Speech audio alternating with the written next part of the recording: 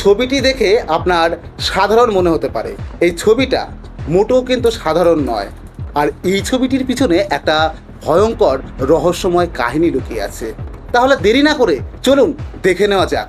ছবিটি তোলা হয়েছিল 1948 সালে। ছবিটিতে 3 জন মানুষকে দেখা যাচ্ছে, বাবা মা এবং তাদের একমাত্র সন্তান।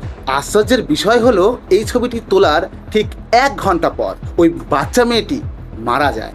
মেয়েটির ছবি দেখার পর তার মা যেন আর কষ্ট না পায়, সেই কারণে মেয়েটির বাবা মেয়েটির যত ছবি ছিল সমস্ত ছবি পুড়িয়ে ফেলে।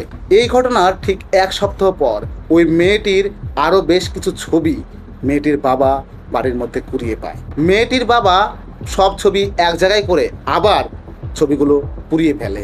ছবি পুড়িয়ে ফেললেও মাঝে মধ্যেই ওই মেয়েটির ছবি বাড়ির আনাচে কানাচে খুঁজে পেত, আবার পুরাতো, আবার খুঁজে পেত। এরপর ওই মেয়েটির বাবা ঘাবড়ে যায় যে ব্যাপারটা মানে তাদের সাথে কি হচ্ছে, এটা একটা ভৌতিক কাণ্ড তাদের সঙ্গে ঘটছে।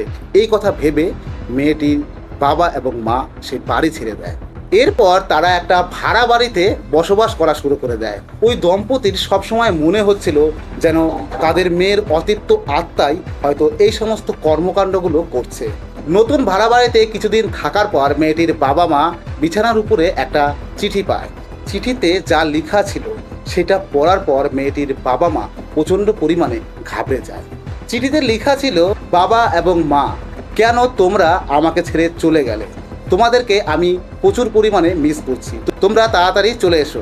আমি কথা দিচ্ছি আমি তোমাদেরকে আর কোনো রকমভাবেই বিরক্ত করব না।